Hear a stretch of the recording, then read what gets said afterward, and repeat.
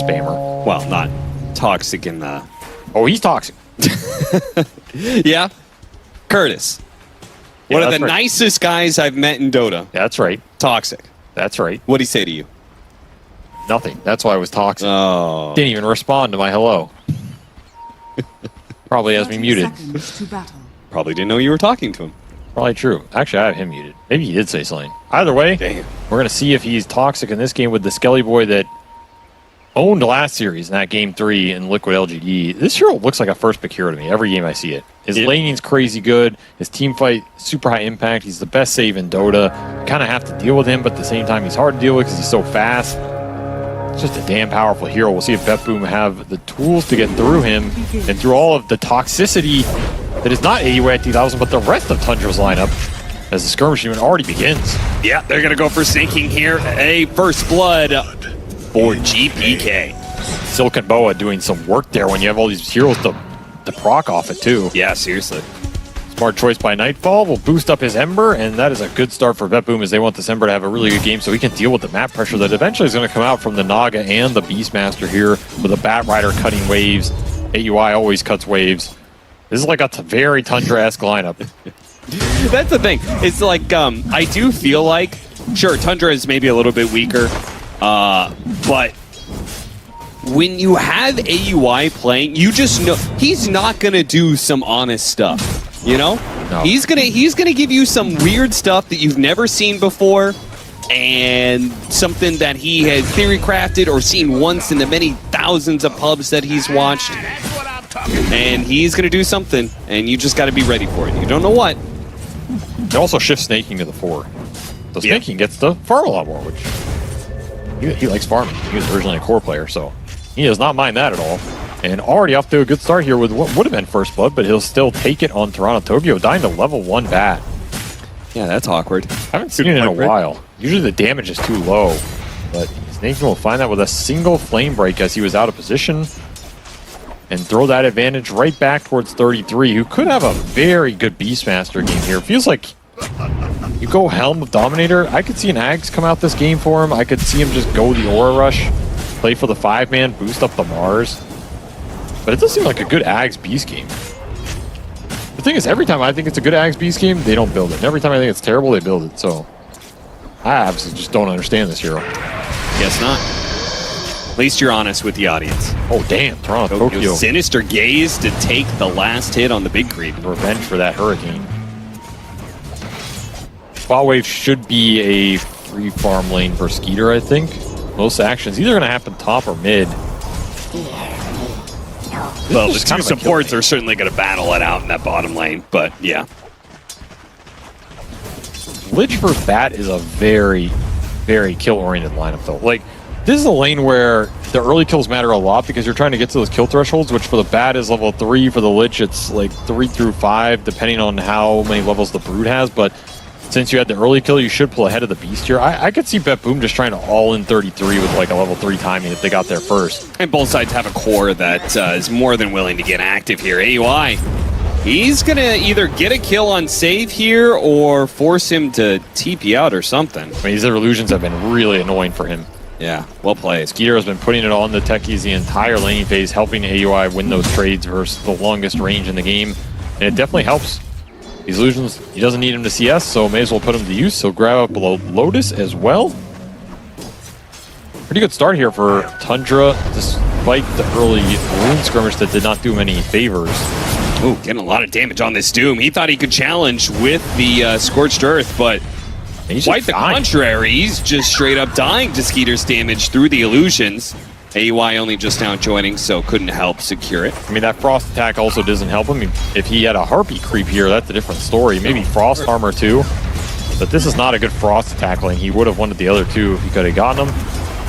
It'll hurt their offensive potential a little, but the real winner is GPK, who has a free matchup versus the Mars and had that first blood. There's that fight in top lane. Yeah, this is the level 3. Someone is going to die. Firefly, it looks like maybe both. No, Snaking doesn't die. Nightfall actually gets a little bit low. But they do manage to get the kill on Toronto Tokyo without giving Snaking's life up. He's got a healing salve too to stay in lane. And Snaking just winning the trades versus Toronto Tokyo is paying off in the long run. You know, in the words of Biggie, Somebody's got to die. Somebody got to die up here. It's just a question of who. Pure and Skeeter continuing their harass war between each other. My big question in this game is, what does 9 get done? What does he build? Because these Silents are going to continue to skirmish. People are going to die, but it's not going to change the trajectory of the game, I think. I think a lot of it comes down to mid, because GPK is running away with it right now. And I feel like his impact is way more reliable than what 9 can maybe produce, whereas the Mars is kind of here to help scale versus the Brood in the late, create some AoE control for the fights later on when they find like an opening off of Naga and Beast Vision and Illusions. He's usually the threat that can drive the pickoffs, but Mars is not. He's not in that Tuskar Spear Breaker category for me, where it's like constant pickoffs around the map. You're threatening heroes when the lanes go in for BetBoom and they are forced to split up. I don't see the Mars doing that in this game. It's a slower pick, so I wonder if Tundra have an idea of the Mars just securing late game for them here in a Brood matchup, or being some sort of like weird displacement for Doom later on. I don't know. Skeeter, mirror image to dodge the last bit of damage, but there is still the AoE fire that is burning away. Kind of surprised he actually died on this lane, but I guess they just wore through him. And he's not doing too well. This lane has not panned out that well for Tundra as the Doom has heated up quite literally. Some extra fire from the techies, and now he has a Vanguard. He's pretty much invincible. These lanes are going to become a problem for Tundra. I don't know if they can stand on them in the long term. The Beast should be okay, because he had a really good start. Snaking just won that lane, but the Brood is also independent. So BetBoom are going to bring both their supports to mid to fight for the rune, and 9 wins it. Push it away with the spear, secure an Arcane Rune for yourself, but taking a lot of damage still. I wonder if GPK is going to commit. So there's possibly Flame Guard and a remnant. A single remnant would be... Yeah, he has Fairy Fire Stick with an arena turnaround. Yeah. Probably just die if you go for that. Wisely pulls back here. Would have really liked that rune. Will not get it.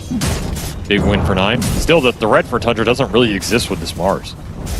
That's what I'm saying. Like, where are they playing towards with this Mars? That's kind of what I want to figure out in this game. We'll see how much 9 can do with it, because right now I feel like his options are pretty limited. Yeah, I could see how just like playing a fast kind of Blink Dagger build when you have Beastmaster axes, maybe the Ags, plus the Pugna Nether Ward, Fire, all in the mix thanks to the Bat Rider. Like, I could see how just that general initiation is kind of like a good setup for team fights for them. If they don't have Hyper Beacons, I would agree. Yeah. Pull back in with the Sinister Gaze, Snaking will die once again. Somebody's got to die. Somebody's got to die in that lane. That is not a lane you can sit in from either side without somebody going down. Oh, he's got the Harpy Lightning now on Pure. Oh, he gets it eventually. Yeah, there you go. See? It all works out. Yeah, he's got the answer now. God, I hate Doom players. They're disgusting. You think a lot of Dota players are disgusting. They are. Glad you agree. Yeah, nice decrepit. It'd be a shame if you got Arena creeped. Does he have enough with the Sig Charges? Turns around, hits the spear. Perfect timing from 9, but he still managed to get away on GPK with the Remnant. Snaking will chase down Toronto Tokyo. It's a little bit of revenge, maybe? Nope, the Stick Charges will put him over the edge, and Snaking abandons that. 33. Now he's going to be dove with no support to back him up. The axe is being thrown out underneath the tower. He's got the roar. He gets it. Oh, what? He roared a creep, but it gives him the movement speed to get him away. That's just a farming one. Yeah. Like, he knew he was safe, so he's like, I'm going to take a spider and go back to base. The extra move speed is efficiency. That's just a 10-head play by 33 there. Of course, yeah. Oh, a spear that lands, but the Sinister Gaze pulls him back, and he couldn't hit the God's Rebuke. That would have gotten the kill on GPK, and that would have been a dream for 9. Put this Mars, who we have some question marks about, ahead in this matchup, but instead stays behind. Just can't find the kill connection. And these are really costly 9. These are the moves you have to make work for the mid-Mars. Feel good about going into that mid-game. Yeah. GPK with that first blood being a little tanky. It's paid off. Here's the slights continue. He'll get a bottle refill from Toronto Tokyo. And yeah, the side lanes are kind of just collapsing for Tundra, right? The Doom is not touchable. He killed AUI solo. He's forcing Naga into a position where they need to TP down here to try and kill Pure. They're going to bring Snaking over. They know they need extra firepower if they want to be able to punish this Doom. even bringing over 9. And they'll get him. See if 9 takes the last hit. Yeah, I don't know about that TP because he knew he had net. He got netted earlier. Yeah. So, interesting one from here. It'll cost them some gold, but they're going to try and return the favor. Yeah, 33 is... Where's your war now, son? That efficiency didn't pay off. No, it didn't. 15 seconds left on cooldown. Does what damage he can, kills some creeps, but he will be turned into baby spiders. Gross. Every time we go to mid, it's just 9 getting slighted down. Yeah. Does not feel great. I mean, it's a killer mid versus... I mean, Ember Spirit's kind of a killing hero, but in lane, he just slights you out. Yes. And the Mars doesn't have much answer to that unless you can all in the Ember, which, since they missed those, it makes this even more punishing. Looking for the 10-minute rune. They kick the supports out of the Ancients up here. It will be Illusion for 9. Maybe not the best one he could have hoped for here, but we'll see. If he can get a good fight going, it could pay off. However, BetBoom, I think they're content farming it. They're pushing towards the Doom Midas. GPK with like 2 more levels, he's ready to go, and they're just fighting behind Nightfall, who has proven to be an issue in this game. And honestly, one of the more impressive carry broods I think we've seen. I feel like the Eastern European carry broods have been ahead of the rest of the meta. Oh, you think it's better than Shiro's? I mean, yes, I think so. Okay. I mean, he plays the hero fine, but I think like the Eastern European team's understanding of how to run the carry brood and scale with it through your tricore and play around it is been top tier. So this is a scary brood. Top net worth right now. What do you think they do better with the hero in that regard? Like, what do you mean play through him? I think they bring supports to it at the right times, and I also think they make sure you're in a game where the brood does not have to play a hard carry, which is where I think the hero suffers. Yes. They always make sure they have just enough scale between their other two, like not too greedy, like this game, you know, it's Ember Doom. It's enough you're confident going late game here, but it's also not super greedy heroes, as long as the lanes are okay. Sure, all 3 of the heroes, all 3 cores are going to contribute a decent amount to the late game, so combined it feels like you have 1 hard carry. And then the brood's job is just, you know, give you the Roshan, give you the objective taking, but it's not a game where Nightfall has to go in and right-click 3 heroes down to win a fight. Yeah. Which in that LGD game, it kind of felt like that at a certain point. And sure, it's not even close to happening. Radiant's middle tower is under attack. So I've liked the Eastern European brood so far. I think I mean, historically, it's always been very good too, right?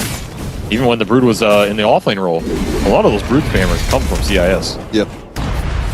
Going back to the days where it was like Mag talking about how he learned it from the original brood spammer, right? Yeah. So there's some historical precedence there. Closing in on the bottom lane, BetBoom putting some pressure on to try and take a tower. Game is definitely quieted down, which I think whenever this happens, BetBoom are pretty happy with it until the map pressure picks up for Tundra. That's going to be the question, though. When does that happen? Exactly when does the Naga and the Beast start pushing these lanes back out? Because right now, they're getting lanes pushed into them. Yeah, when you said when the game slows down, I immediately, maybe this is just standard. Like, game slow equal Tundra win. Generally, yes. But right now, they're not occupying more than the map, which is not where their lineup wants to be. Now, this isn't like the worst case scenario. They're still gearing up for it. So if it happens later, at a certain point, they're going to be happy.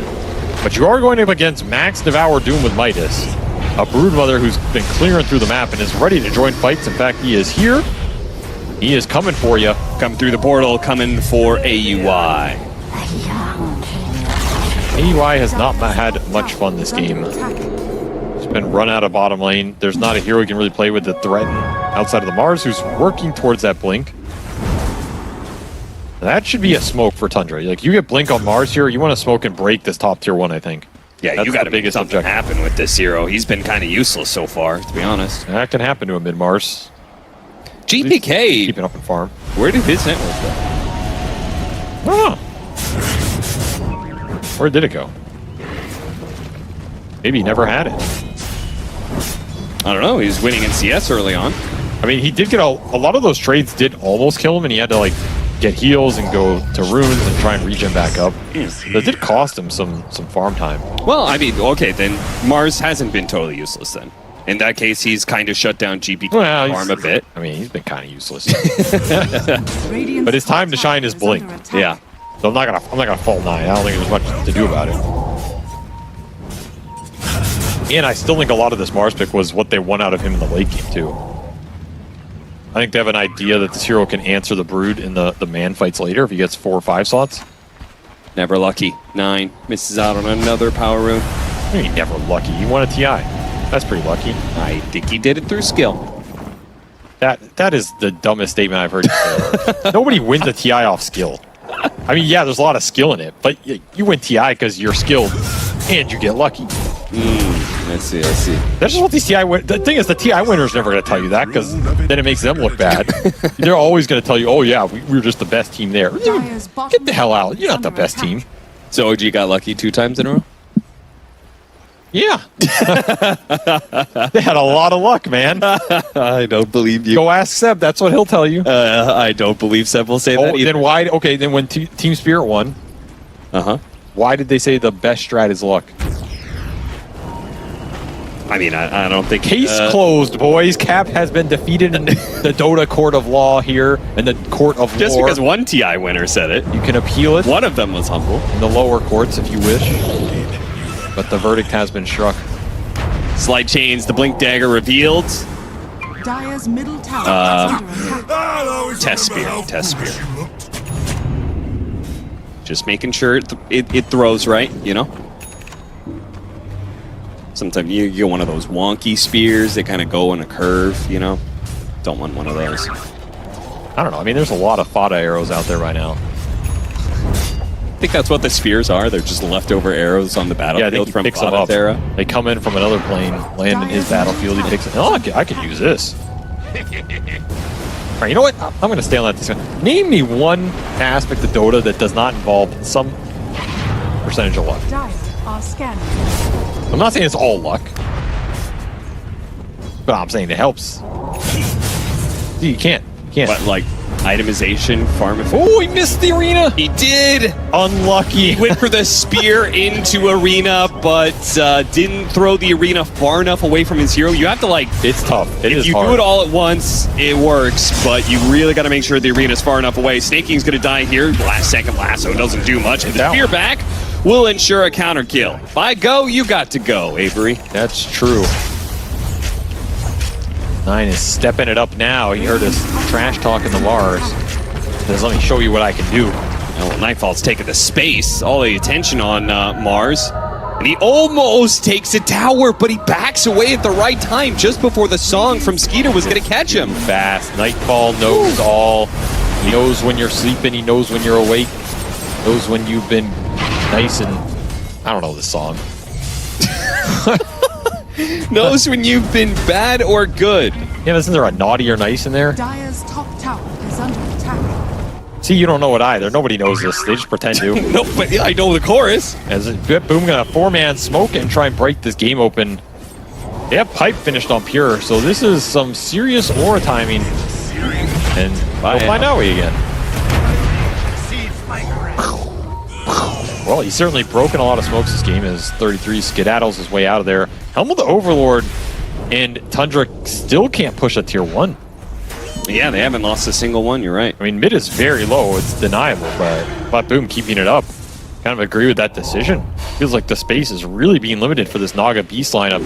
They would want these tier 1s down by now, just haven't found them. And instead their areas are getting invaded by the Brood, setting up camp on their side of the map around the Ancients. Yeah, you got a 4-stack around mid, and you got Nightfall ready to rotate, but putting heavy pressure on top lane. This is a good fight for BetBoom, I think. If Nightfall can get the wrap, there's no song here. He's going to start taking away that tower. Tundra. Oh, that's a good spear. They're going to need a response, and the response is killing GPK or trying. Lasso back, Primal Roar. Dying. Single target stuns, but not enough Barely. damage. Oh, barely got it in the end. 1-for-1 trade-off, but a lot of abilities now on cooldown for Tundra. They're going to play around Skeeter and his illusions as they push back against BetBoom. Man, that Frost Shield did some serious work for him. It took forever to bring that Ember down. Oh, back into it again. 9 with the shield rune. A literal Spear shield. through the 2 supports, but now they're going to strike back. An attempt at God's Rebuke doesn't get there in time. Blast off into the Doom. Healing, but he can't throw any spells, and AUI is going to die eventually, giving up his life just to buy 9 2 more seconds. Certainly not the trade-off that Tundra was hoping for. BKB Echo Brood just runs past the doomed Mars and kills the Pugna. Says, okay, well, you want to heal him? I'm just going to kill you. Yeah. No cares in the world in this fight for Nightfall when that Roar is down. There's no BKB control. That is why that committal onto the Ember ends up costing Tundra here. It just took too much. That is not the amount of spells they wanted to have to use to bring down a single core. Okay, happy to play that frontline role. Spark of Courage giving him extra armor there as well. That on top of Frost Shield, that'll do some work versus like the Riptide and all this physical that Tundra are trying to put in. Radiant's certainly. top tower is under That is attack. one of the downsides of Tundra's lineup here is they are pretty physical oriented in terms of the actual damage going into the cores. Spear will miss again. Truly off the map. Like there's some magic damage, you know, with the Pugna, the Bat, but in general, between the 3 cores, I feel like it is just going to be them going in on a single target, trying to physically burst him down. And that Frost Shield is going to be a problem until you have Nullifier. And even if BetBoom gets some armor up, it's going to be high value armor this game for them. Yeah, I can kind of see what you're saying. Just because BetBoom is sort of ahead in the game right now, it feels like their magic damage isn't going to be enough to get a kill. So they're going to need to do those extra right clicks, or they're going to need the Naga Siren Illusion to help finish it off. But they're going to have to take the man fight at some portion in that team fight. It has to be around the Roar and the Spear. Their big lockdown spells, they'll... Immediate Orchid usage onto the Ember Spirit, but unfortunately the Flame Guard was already up. You can see 9 thinking about these blinks, but that's another problem Tundra have had this game. The blink spears are just not fast enough. No. Or maybe BetBoom is just too fast for the Blink Spears. They are playing this game very well, making it very annoying for Tundra. Not something I think we would have said going into this game. Dire's top tower. But it feels like Tundra have been the ones more annoyed than BetBoom. But the trajectory here, Yeah. they will Here. find here. Not able to read that. Yeah, locked inside the arena in Hotline for Heroes. That's a 5-hero move. 5 heroes. That is a heavy commitment. Not going to net you much gold lead here. Going into this series, did you have a favorite? Will let you Tower potentially is rotate. under attack. Did I have a favorite? I favored Radiant's BetBoom. middle I think on tower recent has results, fallen. BetBoom looked a bit stronger. Yeah. But if we're talking this particular Dire's matchup bottom style-wise, tower is under attack. I think Tundra Radiant's could be a top problem tower for is them. under attack. Just because I don't think BetBoom will beat Tundra on lanes hard enough to win the game. And I think the way the map gets stalled out, Tundra are a very weird and scary late game team, right? Yes. A lot of their games at TI and stuff got stalled. They went late and they win them through very weird interactions and itemizations that come together, and it's like deceptively good. I think that can be good versus BetBoom style. You just have to get there. And maybe the stand-in hurts Tundra a little bit there too, because maybe their laning isn't going to be as good as it was. I mean, no fault to AUI, but you're like throwing Snaking off his lane, you're losing Soxa, and probably one of the most consistent early game players of all time. For sure. So you lose a little advantage there, but this early game did not go bad for Tundra. This game is incredibly even. They just get a Roshan, they have a gold lead.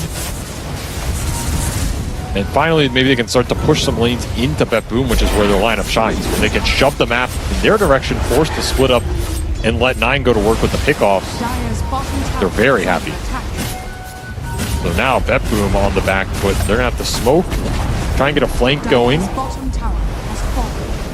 They don't stop this soon. It's going to be hard on Naga. They see Snay. They want to Doom Snay, though. Just a stun into the blast off. They're going to get this kill without using the Doom. That's pretty free. They can Now, look more, and yeah, you're going Once to get these out. heroes are low from doing Torment, or at least a little bit damage, see if they can catch anybody here. Skeeter, just going to use the song, just to make sure. Yeah, why not? That's a disaster if you get caught there and you lose 2 lives for nothing. And they brought the Brood to that fight, so if you're Tundra, you're happy being able to get the other 2 lanes out. You might even get this tier 1 top for free, which is still up at 22 minutes, by the way. Crazy to think about when it's a Beastmaster lane that won for Tundra, but Yeah. the Brood was just too annoying up there. So I would say a lot of Tundra's strengths at last TI, a lot of it involved around like how they would play the map. They had Luck? like a really good understanding. Oh. Yeah, they were just lucky. They just I'm lucked glad into we- the I'm glad we understanding agree. of how to play the map.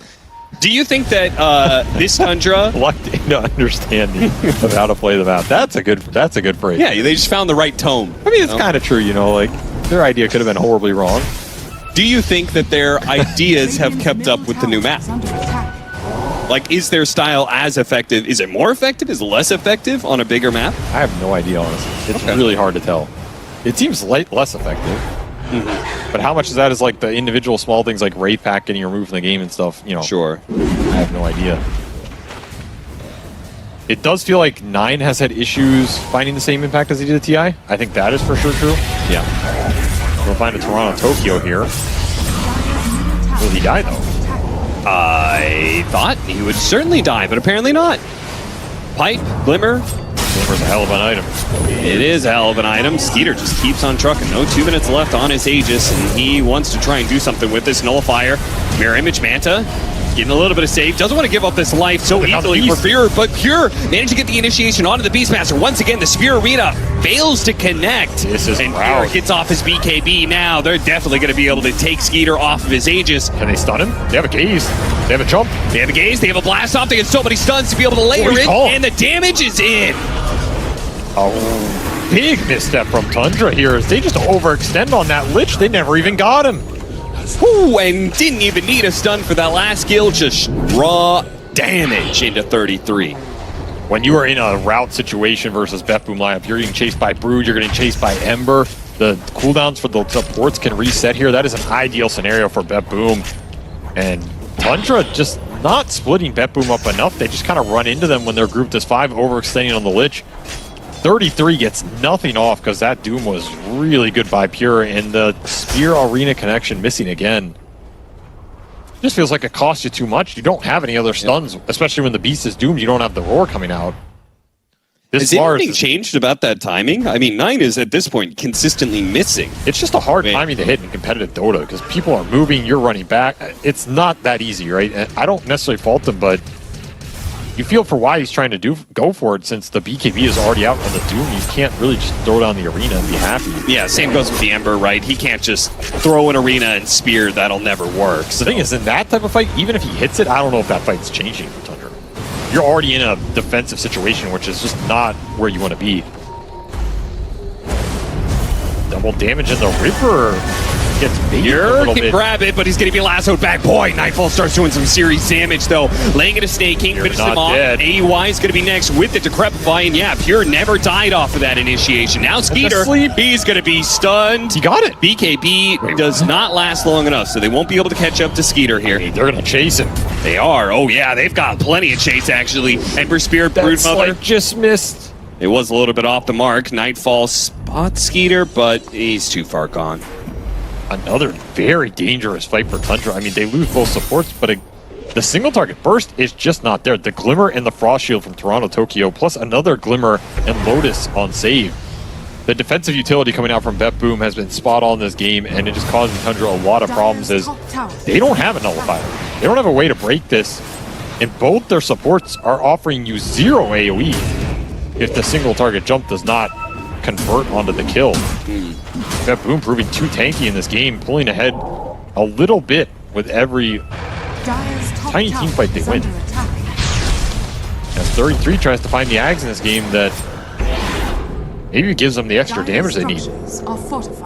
Because the Naga is not doing it right now, and Nightfall is doing it all. 7-0 and 4 for this Brood.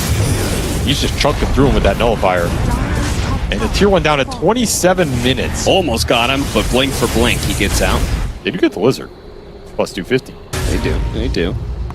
Damn well. And another ward too? That was worth the tower straight off. Actually was, yeah. Skeeter got a bounty rune on the other side of the map. I mean, this is where the BetBoom team becomes scary with their Doom strat, because if you don't run it over, I think the win chance for them just starts to skyrocket. Like, I don't think we saw many games they lost late game with the Pure Doom. Most of the games that I saw them lose were those like 25-30 minute high ground pushes where his greedy build didn't have time to pay off. Sure. Here he didn't even go that greedy. I mean, he has BKB and Pipe on top of Octarine Midas, but it's just going to get scarier from here. What do you think? So we saw Shiro bypass the Harpoon. I felt like that was desperation. This game, we're going to go Manta instead of Harpoon. Is this item no longer the hot shit? Honestly, yeah, I think Harpoon's just fallen off in general. Okay. I think it's too hard to reliably use and get the value out of it right when you get it online. Outside of maybe the Magnus who was abusing it, and Magnus got nerfed, so that also contributes. I feel like this type of Brood build is way more reliable, scales better. Committing for the Harpoon is just a lot of gold that you're not getting the offensive value out of, if you want to still be able to farm. Run into the Beastmaster. The BetBoom kill squad They were running around as 4, even brought GPK through the portal to join them. Yeah, they'll get some lane shoved in on the other side of the map, but once again, the vision that should have been an advantage for Tundra in this game is not doing him any favors. As another smoke lands right on point. All of the BetBoom cores continuing to find farm. They're going to keep scaling versus Naga. Nice cutting of the waves by Skeeter. You know, that's funny. AUI talked about how he coached Skeeter a bit on how to play the Naga Siren. This might have been like going all the way back to like the TI-10 period.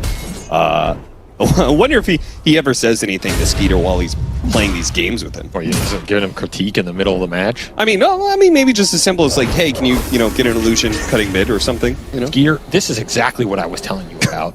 I'm glad I'm here right now so I can inform your illusion should be here and here, not over here. That's what I'm Curtis is pretty PMA. I feel like he could do it in a tactful, pleasant way. It's true. Curtis is a pretty good teammate. I have nothing bad to say against him. Besides him being toxic. In pubs, yes. 9, he's gonna die. Doomed up, caught out, nothing Snaky can do about it. Look, being toxic in pubs is different than being a toxic person. I just want to clarify that. You know? The teammate of CCNC would say that. That's a fair point. I don't have a retort to that one. I mean, yeah, but the thing is, Quinn is toxic in pubs, and he's toxic in real life. You know? Ah, okay. 1 minute left on the Aegis timer here. And we're going to see BetBoom go through the portal en masse to... Yeah, that Hawk just saw a lot. 33's like, holy dear crap. God. Blast off is going to nick him ever so barely. Ogre Seal Totem, Primal Roar, trying to do a lot here with very little, and it's not going to be enough. It looks like AUI is going to die with him. I mean, Pure was instantly on the backside of that. He's like, you guys got the beast, I'll take the pug now. Just good target focusing, and again, the vision for Tundra is not saving them on these kickoffs. It's just a little too late. The map is too big. You were going to, is Tundra's playstyle working better on this map than the old one? This game, it doesn't feel like it. It feels like there's too much to cover, and BetBoom have the angles, the smokes, the glimmers to bypass it, and abused Tundra's split push here. They're getting caught, and that is not what this lineup's designed to do.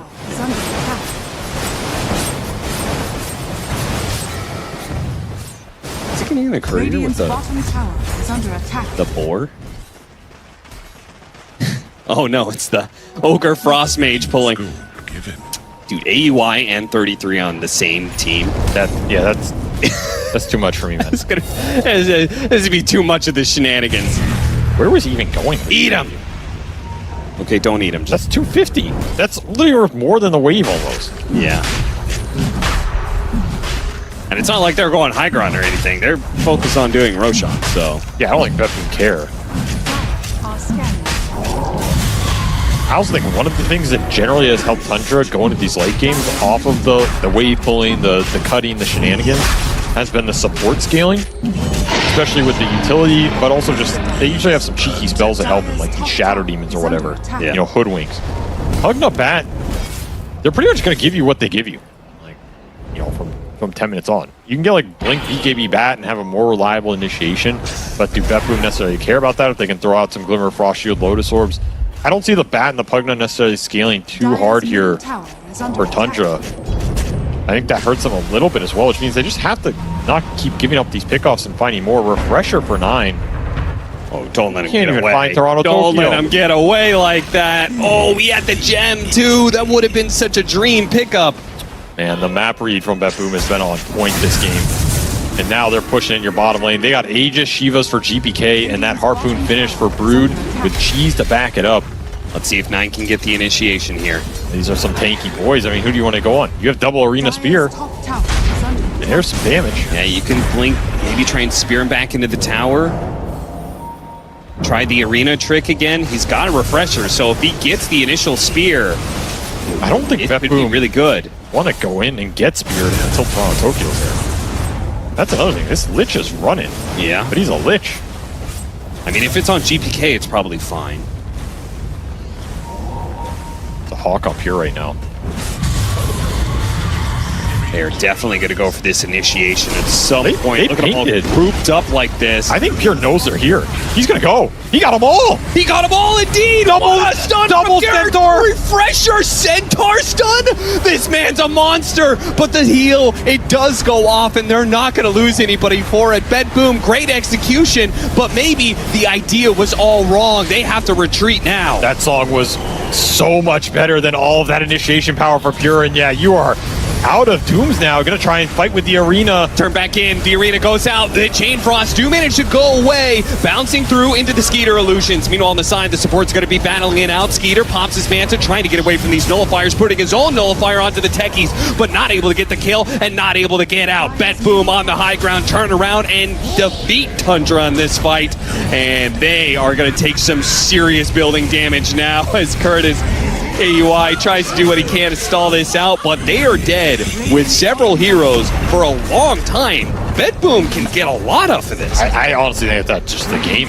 Yeah, they're going to call it. They don't have any damage. There is nothing going into the pipe. The Glimmers, the Frost Shield, Brood healing up in a BKB duration that no one can man-fighter, and this Mars pick did not do almost any. Today, of course, I feel like this team, if they get a lead, it's like they don't give you many openings, so it's like very hard to come back into the game. I felt like there was almost no good engagements left for Tundra to take at some point in this game. There was that important that they kind of just roll over the early game, and they didn't quite get there.